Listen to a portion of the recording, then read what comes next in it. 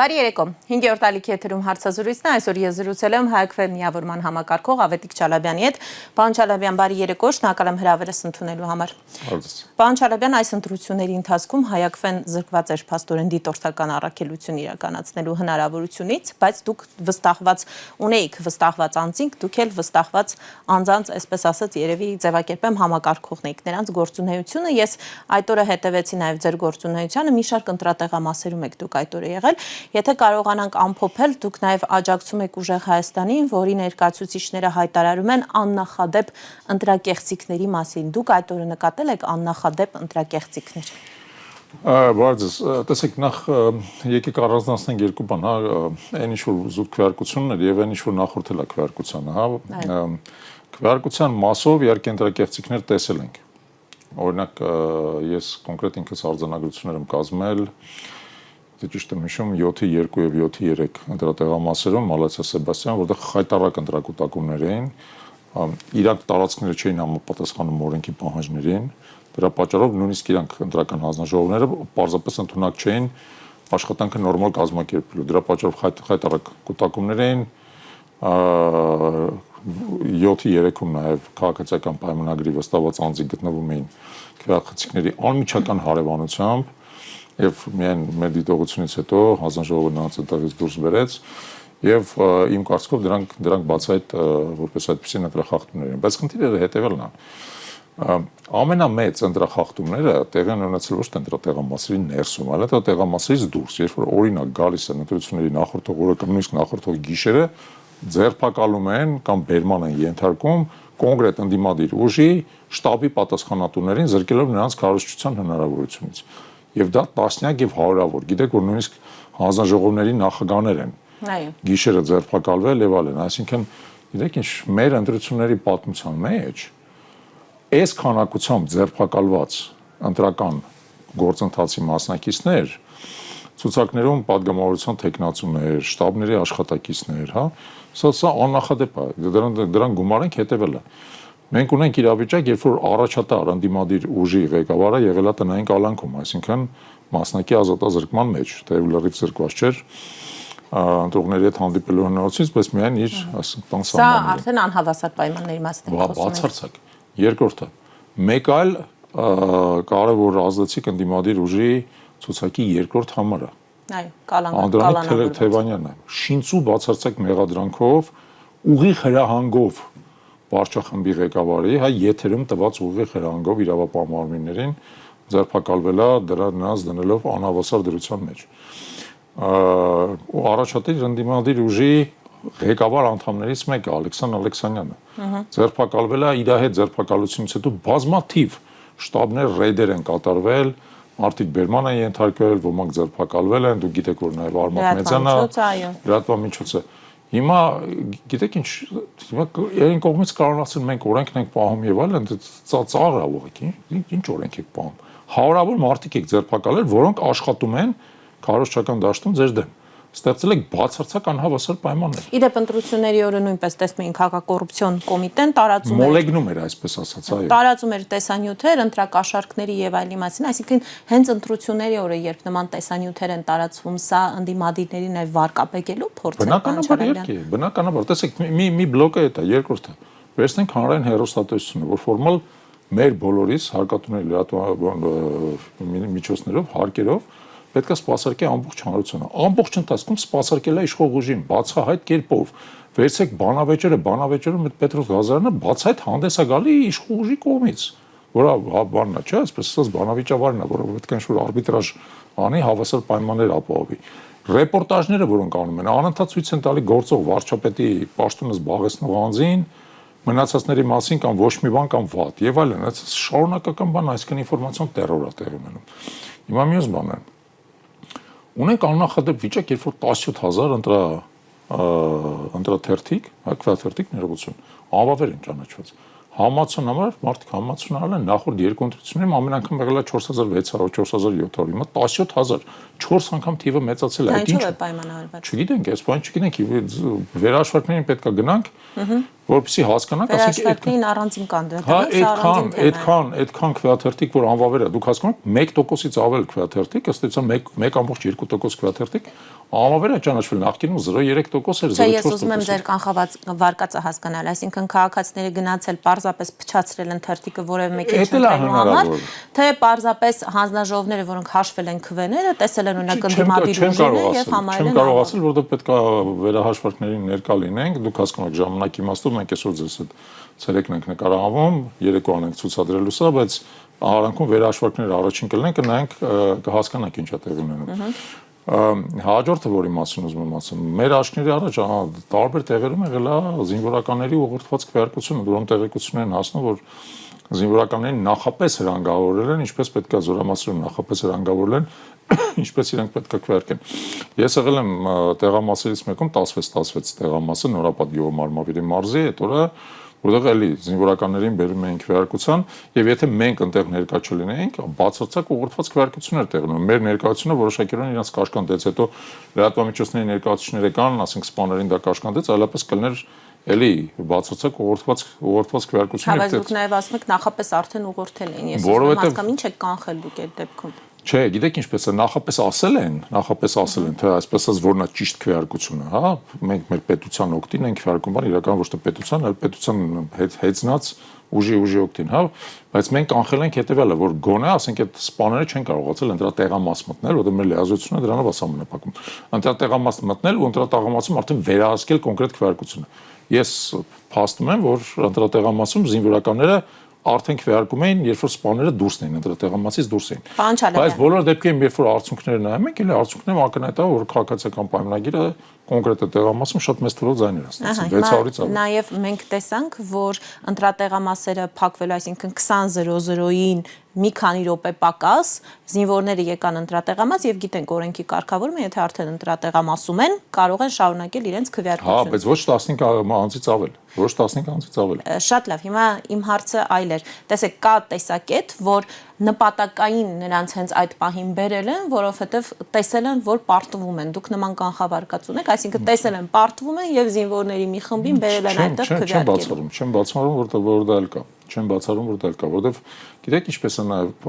պարտությունը բավական ակնհայտ է գործող իշխանության, հա, դա կներեք, էլի սա մեր ընտրական համակարգն է, երբ որ ուժը 50% չի հավաքում, բայց հաղթում է արդյունքում, հա, ստանում ավելի շատ մանդատներ։ Այդ մեր ընտրական համակարգի թերությունն է։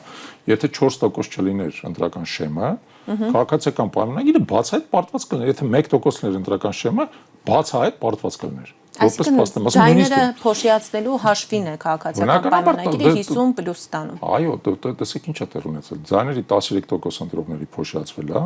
եւ երբ որ դուք վերլուծում եք այդ ձայները ինչպիսին է, ճնշող մեծամասնությունը ընդդիմադիր ձայներ են, օրինակ Թաթույանին տված ձայները ընդդիմադիր ձայներ են, Հայկ Մարությանին տրված ձայները ընդդիմադիր ձայներ են, հա։ Եվ իրանք են, որ դոկին տրված ձայները ընդդիմադիր ձայներ են, տարբեր բնույթի ընդդիմադիր են, բայց ընդդիմադիր ձայներ են, դրանք իշխանամետ ձայներ չեն։ Եվ փաստորեն այդ ձայների հիմա 2/3-ը կամ 60%-ը ավելի ճշգրիտ լինենք, 60%-ը գնում է քաղաքացիական պայմանագրին, դրա պատճառով ինքը 50% չհավաքելով ստանում է 50%-ից ավել մանդատ, որը նույնպես եմ ասում, մեր ընտրական համակարգի, մեծ կասամնադությամբ ժառանգություն տված ընտրական համակարգի բացահայտ թերություններից մեկն է։ Բայց խնդիրը նաև նրանում է, որ քաղաքացիական պայմանագիրը ակնհայտ է, որ նույնիսկ այդ ձայները չի հավաքել։ Ակնհայտ է, որովհետև այդ ձայները 49%-ը նկատի ունեք չի հավաքել։ Այո, որովհետև այդ ձայների հավաքելը նույնիսկ տեղի ունեցել բացարձակ բռնության, ճնշումների, սարսափի ուղղորդման պայմաններում, որը բազմաթիվ տեղերում ունեցել կրկնում ականատես ենք եղել։ Լավ, հիմա սա հասկացանք, որ կարող են ճնշումներ լինել, ահաբեկումներ, իսկ դուք ունեք փաստեր, օրինակ լցոնումների մասին, հա։ Հստակ բուն ես նկատում եմ քվեարկության օրը ընտրակեղծիքների մասին։ Ես բացատրեմ հետեւյալը. ժամանակին լցոնումները համատարած էին։ Հիմա լցոնում որպես այդպեսին ընդհանրապես տեղի չի ունենում։ Լցոնումը ձեր պատկերացրել։ Հիմա նոր տեխնոլոգիաներ։ Այդ տեխնոլոգիան գոյություն չունի, շատ բարձ։ Հիմա ինչ տեխնոլոգիա։ Տեսեք ինչ տեխնոլոգիա տեղ ունենում, նայեք։ Նախ հիշենք հետեւյալը, հա, ինքը քվեարկությունը տեղ ունենում 5 փուլից, 5 քայլա։ Եվ այդ 5 քայլը պետք է հերթով անցնես, եւ որը ըստ էության կտրուկ սահմանափակում է բուն լցոնման հնարավորությունը։ Հիմա ուրիշ բան են անում։ Օրինակ, ասում են կլուսանկարես այն քվեաթերթիկը, որը դնում ես բանի մեջ, ծրարի մեջ, նոր այդ քվեարկությունը կկատարես, կբերես մեզ լուսանկարը կներկայացնես, դա ահաբեկման մեթոդ է։ Կամ իդեպ ծրարների զգալի մասը կիսաթափանցիկ էին, եւ որի մեջից ինչ որ իմաստով, եթե լույսի վրա է պահում, երևում է, հա։ Ես որպես ընտրող փաստում եմ, որ երևում է։ Այո, որ երևում էր։ Կամ արդեն հաշվարկի ժամանակ, ոչ թե լցոնում է կատարվում, հաշվարկի ժամանակ, ասենք ընդդիմադիր ուժի քվեաթերթիկը փչացվում է, ճղում են, մի թեթև ճղում են։ Այլ բան ենք տեսել, կոնկրետ ում կողմից, հանձնաժողովի նախագահի։ Հանձնաժողովի անդամների, նախագահի այլ հանելիս, այո, արեստական վնասում են եւ անվավեր են ճանաչում։ Շատ կոնկրետ բան եմ ձեզ ասում, անդրատեղամասերից մեկում մեր վստահված անձը մինչև քվեարկությունից առաջ մոտենում է, տեսնում է, որ 3-րդ համարի տրցակը քվեաթերթիկների մի մասը փչացրած են ի սկզբանե փչացրած են։ Եվ ինչ է տեղի ունենում, երբ որ դուք այդ քվեաթերթիկով քվեարկում եք, միամիտ քվեարկում եք, մտածում եք ամեն ինչ նորմալ է, չէ՞, դու երբ որ դա բացում են, անվավեր են ճանաչում։ Ի սկզբանե փչացած։ Նախապես, այո, փչացած է։ Կամ գիտեք ուրիշ ինչ են արել։ Դեպք է եղել, ասենք 3-րդ համարի քվեաթերթիկ 2 հատ են տվել ընտրողներին։ Կասեք դրա իմաստը ո՞րն է, որտեղ մեկը գցելու են, եւ հետո քվեաթերթիկները չեն հերիքելու պարզապես։ Հասկացաք։ Եվ այդպիսի տարբեր բնույթի մախինացիաներ չեն հերիքելու, նկատի ունեք հաջորդ ընտրողի դեպքում չի լինելու։ Այո, վերջում եկող ընտրողներին չի հերիքելու պարզապես։ Հասկացաք։ Հա, բայց դա հանձնաժողովի խնդիրը չէ ապահովել այդ քվեաթերթիկի արկածը, այսինքն ընտրողը պահանջում է, ասում է ուր է։ Եթե ընտրողը տեսնում է, հա, բայց կարող է չհերիքի պարզապես։ Պարզապես չերիքի, կամ ուրիշ խնդիր լինի, տեսնի 2 հատ դնի բանի մեջ, հա, եւ էլի անվավեր ճանաչվի։ Հիմա այսինքն այս 17000 նշեցիք, անվավերության թիվը սրանցով է բացատրում, այս ձեր ասած դեպքերով։ Մասնավորապես, նույնից եմ ասում, պետք է գնանք նայենք, բայց մասնավորապես նաեւ այդպես բաներով է բացատրում։ Պարոն Չալաբյան, Դանիել Յոհաննիսյանը երկրորդ եթերն է մեր համատեղ հարցազրույցի, որ նրան հիշում ենք, իդեպ նրա այսպես դիտորդական անաչառությանը դուք չեք հավատում, չեք վստահում։ Այո, շատ լավ։ Նա ասում է այս ընտրությունների Հանձնաժողովն նա վերջապես նկատողություն արեց։ Փառք Աստծո, գոնե նկատողություն արեց։ Ինչ առումով է արել։ Նկատողություն արեց, որ քաղաքական չեզոքությունը չի պաշտպանում։ Հասկացա։ Նա ասում է այս ընտրությունների մասին շատ բան կարելի ասել, բայց գեթ մեկ քվե չի կեղծվել եւ ասում է, որ ոչ մի վստահված անձ, այդ թվում երևի նաեւ դուք, ոչ մի դիտորդ, ոչ մի հանձնաժողովի անդամ, ով քվեարկության արդյունքների կեղծման մասին հասցեական ահազանգ կտա։ Նկատի ունի չկա նման մի վստահված անձ, որ կարող է հասցեական ահազանգ տալ։ Հիմարությունն է պարզապես իր ասածը, որովհետեւ նույնպես եմ կրկնում, ես երկու ընտրական տեղամասերում հասցեական ահազանգ եմ տվել, արձանագրություններ են կազմել, որ իրանց տեղամասերում քվեարկության գործընթացը կազմակերպումը չի համապատասխանում օրենքի պահանջներին։ Թող Յոնիսյանը գնա կարդա 7-2 եւ 7-3 ընտրատեղամասերում։ Ոչինչ չի տերապետում հարցերին, մեծ փրթում է մեղմ ասած։ Թող գնա կարդա հասկանա եւ բացի այս նույնից եմ ձեզ ասում։ Յոնիսյանը փորձում է մեղմ ասած պարզունակեցնել հարցը։ Խնդիրը ես արդեն ասացի, միայն քվեարկության մեջ չի։ Ամենամեծ խախտումները տեղի են ունեցել քվեասենյակներից դուրս։ Նույնիսկ չկրկնեմ ինչ խախտումներ են տեղի ունեցել։ Այո, խոսեցիք, նաև ձեր հայտարարության մեջ կար վարչական ռեսուրսի չարաշահման մասին էիք դուք ասում։ Ես մի բան ասեմ, հիմա Յոնիսյանը կամ Յոնիսյանատիպերը կարող են պնդել, որ դա մենք կանխակալ ենք։ ԵՀԿ դիտորդական առաքելությունն էլ է կանխակալ։ Այդ ամեն ինչի մասին խոսում էին ճնշումների եւ ահաբեկման մասին։ Այո, այդ ամեն ինչի մասին մարդիկ խոսել են ճնշումների, ահաբեկման, ատելության խոսքի, սպառնալիքների, ձերբակալությունների։ ԵԱԿ դիտող գնա Յոնիսյանը հիմա թռնի ԵԱԿ դիտորդական առաքելության դեմքին, ասի, «Էս ինչ եք խոսում, մեր մոտ եղել է իդեալական ընտրություններ»։ Իդեալական եղել է թե ԵԱԿ ոչ թե ռուսական, ոչ թե ԱՊՀ բան, ԵԱԿ դիտորդական առաքելությունն է դրա մասին խոսում։ Պարոն Չալաբյան, ես առանձին մենք կանդրադառնանք հիմա վերահաշվարկին, վիճարկման ընտրությունների, բայց մինչ այդ շատ քննարկվեց նաև հենց այդ գիշեր Նիկոլ Փաշինյանի հայտնի ճեպազրույցը, որը նա կազմակերպել է ժամը 2-ին, երբ մենք տեսնում ենք Կենտրոնական ընտրական հանձնաժողովը 400-ից մի փոքր ավելի հանձնաժողովի տվյալներ էր ամփոփել, Նիկոլ Փաշինյանը հայտարարեց, որ հաղթել է եւ միանձնյա ձևավորում է կառավարություն, մենք արդեն տեսանք, որ օրինակ Վրաստանից նա ուներ շնորհավորանքներ եւ նախկին նախագահից եւ ներկայի վարչապետի կողմից, սա դուք դիտարկում եք որպես ճնշում Կենտրոնական ընտրական հանձնաժողովի վրա։ Այո, միաժաք իհարկե ճնշում է, որովհետև կներեք, այդպիսի հայտարարություններ անում ես, երբ որ ընտրության արդյունքների գոնե նախնական արդյունքները արդեն հայտարարված են։ Դե նա ասում է ես ունեմ արդյունքները, այսինքն նա ունի վստահված անձինք, ունի հանձնաժողովի անդամներ, որոնք բնականաբար հենց այդ պահին չսպասելով ԿՀ-ին ուղարկում են նրան տվյալները։ Ես մի բան ասեմ, սուտ է։ Գիտեք ինչ է սուտ։ Ինչու։ Որովհետև երբ որ հաշվարկ է տեղի ունենում, Այդ հաշվարկում ինքն էլ այո վստահված անձինք ունի, ուրիշն էլ հարավ վստահված անձինք ունենա, ուրիշ ուժերն էլ ներալ, ինչպես ես արդեն ասացի, մենք էլ ենք շատ տեղերում ներկա։ Եթե հաշվարկը դեռ չի վերջացել, լավ ես կարող եմ հասկանալ հաշվարկը վերջացել է, տվյալներ ունեք, բայց եթե հաշվարկը նույնիսկ տեղամասերում չի վերջացել, որտեղից է տվյալները։ Տեղամասերում չի վերջացել։ Այդ պահի դրությամբ քանի տեղամասում էր մոտավորապես կարող ենք ասել։ Որ ժամիներ մի հատ հիշեցրեք։ Երկուսին նրա ճեպազրույցներ։ Այսինքն ԿՀ-ն այո կարող էր տեխնիկապես չմուտքագրել դեռ, բայց իմ կարծիքով 50%-ը դեռ նույնիսկ ավարտված չէր այդ բանը։ Ճշգրիտ թիվ չեմ ասում ձեզ, բայց մենք էլ էինք նայում, որտեղ մենք էլ ունենք այդ մոնիտորները, եւ մեր վստահված անձիկ on-line ռեժիմով արձանագրություններ ստանում են, արդյունքները մուտք էին անում։ Այդ պայդրությամբ, եթե չեմ սխալվում, մոտավորապես 50%-ից մենք ունենք տվյալներ, բնականաբար 100%-ից չունենք։ Հաստատ չունենք։ Լավ, դրա նպատակը ո՞րն էր, այսինքն կենտրոնական ընտրական հանձնաժողովը լսելով Նիկոլ Փաշինյանին, որ ասում է ես հաղթած եմ, դրանից հետո պետք է լրիվ այլ թվեր արձանագրել։ Չէ, գիտեք, չէ, ես չեմ կարծում, որ խնդիրը դրանում է եւ դա հնարավոր չի տեխնիկապես, որովհետեւ ի վերջո այդ արձանագրությունը, տեսեք, էլի, որպեսզի մեր հանդիսատեսը հասկանա ընտրական գործընթացը ինչպես է տեղ ունենում։ Տեղամասային հանձնաժողովը, երբ որ արձանագրությունը կազմում է, այդ արձանագրությունը նա տրամադրում է ներկա բոլոր դիտորդներին եւ վստահված անձանց։ Եվ դա հնարավոր չի կեղծել դրանից հետո, ինքը կա արդեն։ Կարելի է դրա տվյալները օրինակ Excel-ում սխալ մուտք անել, իմիջիայլոց այնպես դեպքերի մենք ականատես եղանք, որի պատճառով օրինակ բայկայի ձայները պակասել էին։ Շատ դրամատիկ իրավիճակ էր։ ԲՀԿ-ի արդեն պարզվեց։ Չէ, դա տեխնիկական խոտան էր, իհարկե կարող էր նաեւ միտումով էլ արված լինել, ես չգիտեմ իրականում որն է, բայց ասեմ հետեւյալը, երբ որ արդեն արձանագրությունները կան եւ վստահված անձ այդ արձանագրությունը վերցրել է եւ մուտք արել իր ուժի կողմից կառավարվող էլեկտրոնային համակարգը, այդ կեղծումները, ասենք մի քանի օրվա կյանք ունեն, որովհետեւ բոլոր դեպքերում վերջում թվերը իրար հետ համեմատվում են, ամեն արձանագրությունը համեմատվում է կենտրոնական ընտրական հանձնաժողովի կայքում եղած թվերի հետ, ճշտումներ են արվում եւ այլն։ Դա որպես այդպեսի խնդիր չի։ Փաշինյանի այդ հայտարարությունը ըստ էության ուրիշ նպատակ ուներ, հոգեբանական ճնշում գործադրել անդիմախոսների վրա, հոգեբանական ճնշում գործադրել ժողովրդի վրա, հոգեբանական ճնշում գործադրել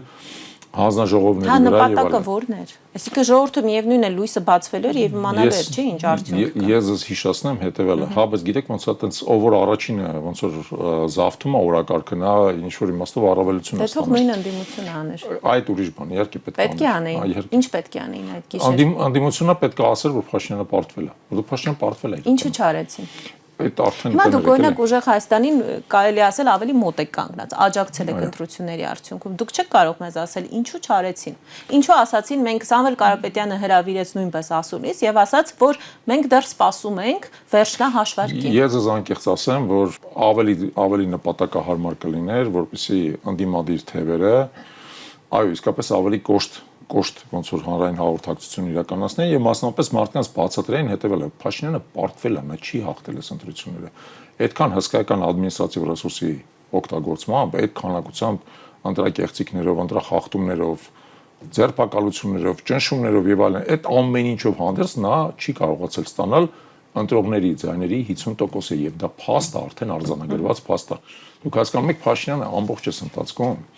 իր կառավարման 8 տարիների ընթացքում նա անընդհատ փորձել է ներկայանալ որպես ժողովրդի մեծամասնության ներկայացուցիչ։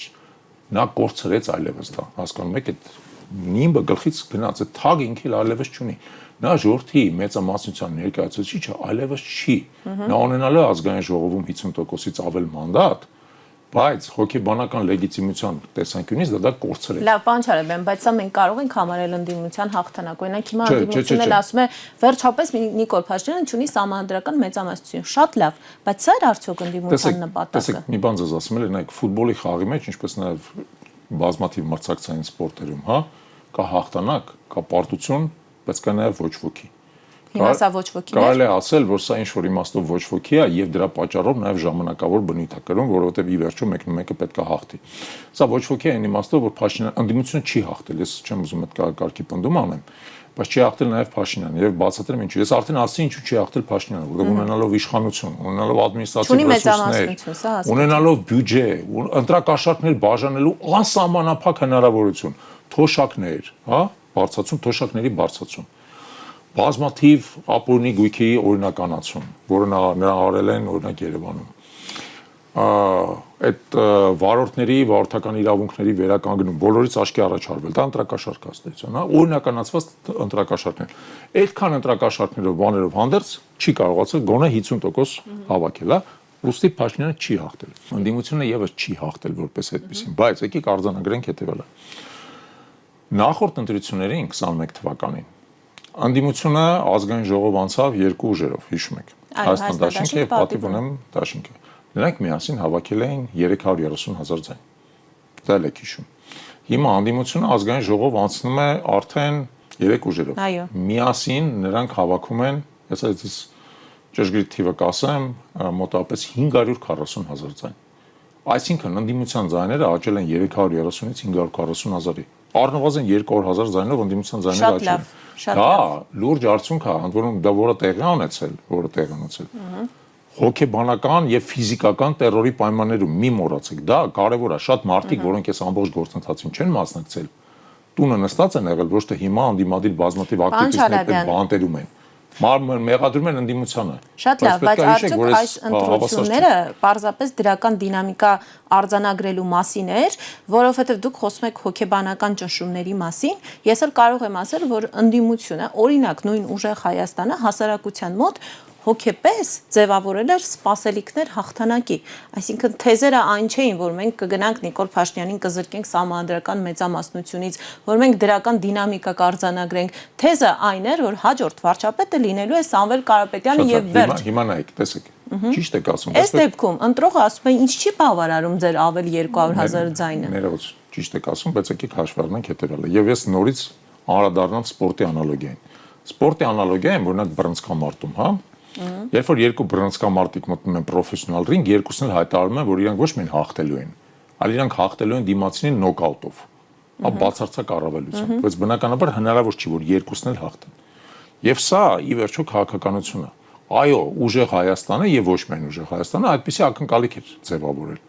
Բայց կներեք, այդպիսի ակնկալիքի արդարացումը կախված է ոչ թե ուժեղ Հայաստանից, կախված է նաեւ ընտրողից։ Կախված է նաեւ այն ընտրողից, որ վախեցած գնացել Փաշինյանը անդրել։ Հիմա կներեք, էլի, իսկ Փաշինյանը այդպիսի ակնկալիք չէր ձևավորել, Փաշինյանը ակնկալիք էր ձևավորել, որ ինքը սահմանադրական մեծամասնություն է ստանալու։ Ավելին, Փաշինյանը ասել էր, որ եթե ինքը սահմանադրական մեծամասնություն չստանա, սեպտեմբերին պատերազմ է սկսելու։ Սահմանադրական մեծամասնություն չստացավ։ Հիմա ուզում եմ ասեմ, որ այն ինչ որ ստացվել է, ոչ Փաշինյանի ակնկալիքն է իրականացել, ոչ էլ ընդդիմության, դրա համար ասում եմ, որ սա ոչ ոքի է, բայց այս ոչ ոքին երկար չի մնալու։ Երկար չի մնալ, մենք մտնում ենք իրականում շատ խորը ճգնաժամի փուլ։ Ես ճիշտ եմ հասկանում, նաև դատելով ձեր այս հայտարարության ամփոփումից, ես հասկացա, որ ձեր տեսակետն է, որ ընդդիմությունը վերցնի մանդատները, բառացի դուք դա չեք ասել, հա, սա իմ եզրահանգումն է։ Վերցնի մանդատները, որովհետև խորհրդարանում կարող եք ասեցնել մի շարք պրոցեսներ, խաղաղության պայմանագրի սահմանության փոփոխություն եւ այլն, եւ ժամանակի ընթացքում հաղթի իշխանությունը։ Ես ճիշտ եմ հասկանում։ Չէ, ճիշտ չեք հասկանում, որտեղից եք դա վերցրել։ Մենք ուրիշ բան ենք։ Դուք գրել եք, որ ժամանակի ընթացքում կկարողանա հասնել հաղթանակի։ Հիմա եկեք մի հատ տրամաբանորեն հասկանանք, որտեղ կա մի քանի ռազմավարություն։ Նախ մենք գրել ենք հետեւյալը, որ ընդդիմությունը պետք է վիճարկի այս ընտրությունները։ Սահմանադրական դատան փորձի չեղարկել դրանք։ Շատ լավ։ Դուք ասում եք չեղարկվեն ընտրությունները։ Դուք հավատում եք, որ այս սահմանադրական դատանը ընտրությունները համարելու է արդյունքները կեղծված եւ չեղարկելու են։ Նորից ես բացատրեմ։ Ուրեմն տեսեք, մենք տենց չենք համարում, բայց մենք համարում ենք հետեւյալը, որ եթե անդիմադիր հիմնական ուժերը մտնեն սահմանադրական դատարան եւ հիմնավոր փաստարկներ ներկայացնեն, դրանք կկաշկանդի սահմանադրական դատարանը եւ սահմանադրական դատարանը ի վերջո նաեւ հասկանում է, որ Հայաստանում իրավիճակը փոխվել։ Փաշինյանը այլևս դոմինանտ չի, օրինակ Փաշինյանը այլևս չի կարող սահմանադրական դատարանի անդամներ նշանակել։ Այն ինչ որ նշանակել ավարտել է։ Այն ինչ որ հա, բայց դրանց ժամկետները լեռանալու են։ Ժամկետները լեռանալու են։ Քանի տարուց նոր են նշանակվել։ Չէ, նոր չեն նշանակվել, ոմանք բավական շուտ են նշանակվել։ Հիմա իրավիճակը այն է, որ այդ մարդիկ արդեն հասկանում են, որ իրողությունն է փոխվել։ Եվ իրանք ինչ-որ իմաստով դառնալու են ավելի ճկուն։ Բայց բացի դրանից, ով ասում, որ սահմանադրական դատարան ուղղակի ներկայացնես փաստաթղթերը եւ տունը նստես սպասես, թե սահմանադրական դատարան ինչ է։ Լավ, ինչ անել այդ ընթացքում։ Ոչ ոք։ Չի արգելում այդ նույն ժամանակ, օրինակ սահմանադրական դատարանի մոտ ենթադրենք հանրավակ չէ կազմակերպել, ոչ ոք չի արգելում։ Եվ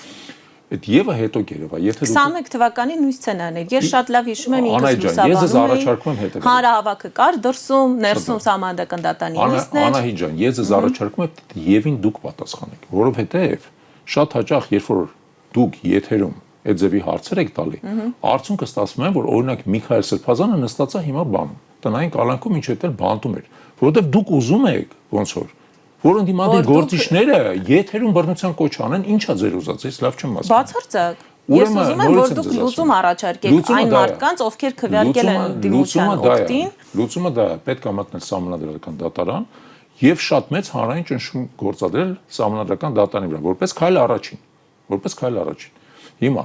դա կարող է աշխատի, կարող է չաշխատի։ Եթե չի աշխատում։ Թեև պարոն Չալաբյան, երևի ճիշտ եք, հիմա դուք ասում եք ճնշում, սա իրավապահները կարող են որակել որպես իշխանությունը զավթելու կոչ։ Հանրային ճնշում։ Չէ, նկատեմ իրենց մեկնաբանման տեսանկյունից, իրենք ցանկացած այս խոսք կարող են որակել։ Բա տեսնում եք, հիմա նպատակին չի, չէ, որ սաղանդիմադիրները բանտեր ունեցած լինեն։ Այո։ Հիմա սահմանադրական դատարանը կարող է դա ընդունի, կարող է չընդունի, ենթադրենք։ Այդտեղ գալիս է արդեն մանդատներ վերցնելու եւ չվերցնելու հարցը։ Արդեն դրանից հետո, որովհետեւ որպես առաջի քայլ պետք է փորձել այս ընտրությունները չեղարկել, գնալ մաքուր օրինական ընտրություններ անել։ Իմիջած, եթե սահմանադրական դատարանը այդ կարգի աննախադեպ որոշում ընդունի, որովհետեւ մեր պատմության մեջ երբևիցե ընտրություն չի չեղարկվել։ Հանգարց այնպես որոշում ընդունես, համոզված եմ, որ հաջորդ ընտրությունը շատ ավելի նորմալ տեղի կունենա։ Լավ, բայց սրա հավանականությունը շատ ցածր է, անցնենք հաջորդին, մանդատներ վերցնել չվերցնելու հարցը։ Այստեղ տեսեք, ես ես անկեղծ ասեմ, որ միարժեք մոտեցում չկա այս հարցին, բացատրեմ ինչու, որովհետև եթե դուք մանդատները վերցնում եք, դուք ինչ-որ իմաստով ավելի մեծ ճնշման հնարավորություններ եք ունենում իշխանության վրա, որտեղ ազգային ժողովում գտնվելով մասնակցում եք քննարկմանը, այդ ամբողջը ձերն է, ի տարբերություն նախորդ ազգային ժողովի, որտեղ ընդդիմությունը ոչ մի բան չէր կարող անել, քանի որ սահմանադրական փոքրամասնության մեջ էր։ Այստեղ տես խնդիր չկա, իշխանությունը ստիպված է շատ բաներ համաձայնեցնել, կոմպրոմիսների գնալ եւ բացի դրանից շատ կարեւոր է, որ իշխանությունը չի կարող օրինակ սահմանադրություն փոխել եւ այլն, այդ պետք է հասկանալ։ Իսկ այս իրավիճակում դա շատ կարեւոր է, որովհետեւ իշխանությունը գործող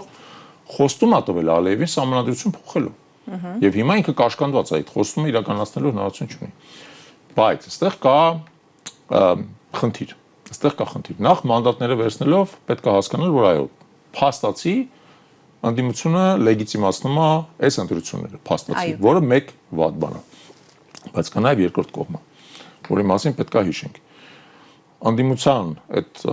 խմբակցությունները, 3 խմբակցություններ, բոլոր դեպքերում կենթանի մարդիկ են, խոսքը գնում է 44 կոնկրետ անձի մասին։ Եվ այդ անձանցից յուրաքանչյուրը այդ դեպքում դառնում է ճնշման թիրախ իշխանությունների կողմից։ Ինչպես եղել է այս ազգային ժողովում, որի արդյունքում առաջացան անկախ պատգամներ։ Որի անկախ ճակերտավոր, իրականում պրոիշխանական։ Այո։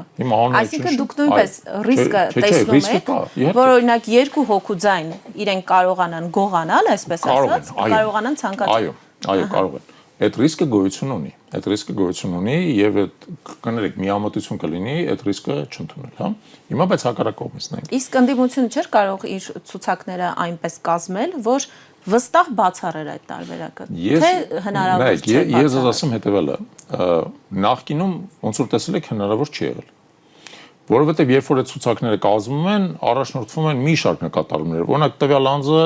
ինչ քանակությամբ ընտրողներ կարող է մոբիլիզացնել, տվյալ անձը ինչ հանրային ազդեցություն ունի եւ այլն։ Սա լուրջ խնդիր է, ինչպես մարդիկ մի քիչ թեթևամտորեն են սրան վերաբերվում։ Բայց սա մենք նախկինում եւ ազգային ժողովում ենք այդ խնդիր ունեցել։ Եվ օրինակ ավականիներում ենք այդ խնդիրը ունեցել։ Մենք ունեցել ենք իրավիճակներ, երբ որ օրինակ Ալավերդիում կամ Ախուրյանում ընդդիմությունը հաղթել է համայնքային ընտրությունները, իսկ հետո քաղաքացիական պայմանագիրը կարողացել է 1 կամ 2 անձի վրա ճնշումների միջոցով այդ մարդկանց շեղել իր կողմը եւ իշխանափոխության հասնել այդ համայնքներում։ Դա ես անկեղծ ասեմ, դա մեր ամբողջ սահմանադրության խորագույն դեֆեկտներից մեկն է, խորագույն, որովհետեւ մեր մոտ չկա իմպերատիվ մանդատ։ Դուք գիտեք ինչ է իմպերատիվ մանդատը։ Իմպերատիվ մանդատը հետեւյալն է, եթե եւ մեր լսողներն են բացատրում, եթե դու ընտրվել ես կոնկրետ ուժի ցուցակով, եթե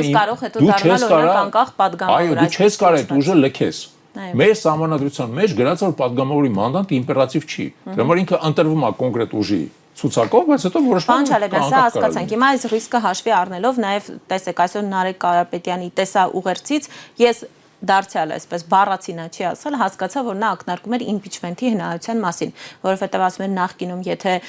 եթե դուրսը մենք գեներացնում ենք շարժում, ցույց, հանրահավաք, հետո դրա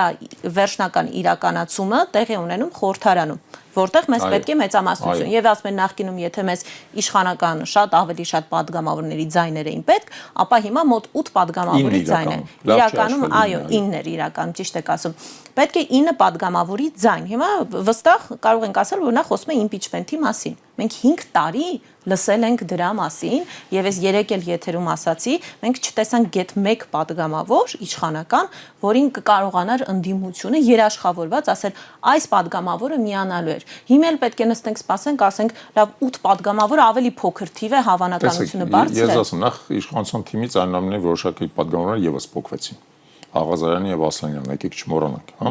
Եւ իմպիչմենտի իդեպ կարող էին մասնակցել, եթե այդ թեման հասունանար։ Բայց նրանք նաեւ ինքնակամ չփոկվեցին, հիշենք նրանց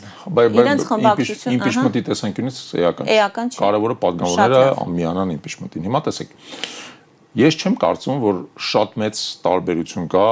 падգամավորների թվի մեջ։ 9 падգամավոր է, թե 18 ինչպես նախկինում էր, բայց չթեև կա որոշակի տարբերություն, խնդիրը մի քիչ ուրիշ է։ Խնդիրը նրանում է, որ հիմա այն քաղաքական ճգնաժամը, որը առաջանալու է, որը նախկինում չկար, այս քաղաքական ճգնաժամում իմպիչմենտի հավանականությունն է մեծանում։ Այս քաղաքական ճգնաժամում, որը հիմա առաջանալու է, երբ որ Փաշինյանը այլևս չունի լեգիտիմություն, չունի սահմանադրական մեծամասնություն, ունի Ալիևին տված բազմաթիվ խոստումներ, որոնց տակից ինքը չի կարող դուրս գալ, հավանականությունը, որ ԿՊ-ից ինչ-որ падգամավորներ դուրս կգան կմիանան ընդդիմությանը, մեծացել է։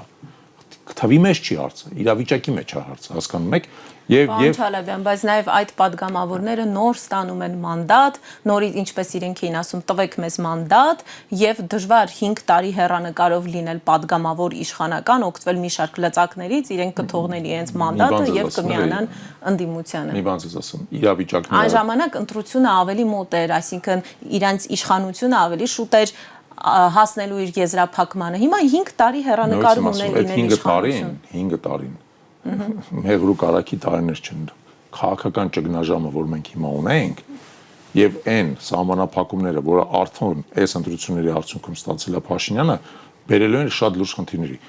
Հասկացեք, ի վերջո շատ կարևոր բան։ Փաշինյանի լեգիտիմությունը, որ նախկինում գոյություն ուներ, այլևս չկա։